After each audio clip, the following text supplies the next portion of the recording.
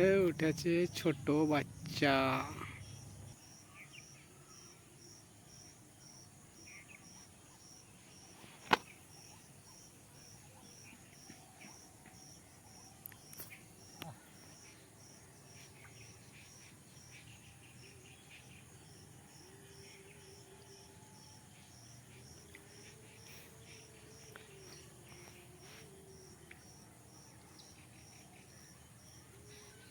উঠবে উঠবে উঠবে উঠবে। তুমি জোরে খাইতে নিতে বেশি। এর মধ্যে একটা দেখা যাচ্ছে ট্রেনে চলে যাচ্ছে। কত বড় দেখা এখনো ঠিক ঠিকানা হয়নি এখনো। এখন টানছে টানছে টানছে টানছে, অনেক বড়ই মনে হচ্ছে।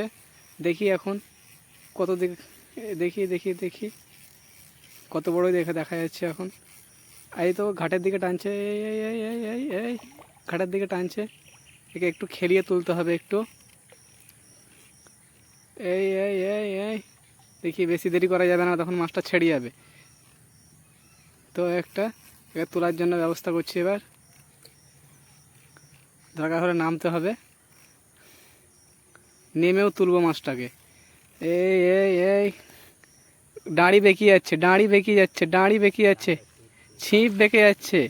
ছিপ ডাঁড়ি যা বলবো বাংলা ভাষায়, আমাদের গ্রামের ভাষায়। এই মাছ খলবল করছে, খলবল করছে। এই হয়ে গেছে, হয়ে গেছে। ঠিক আছে, দেখছি এখন দেখছি।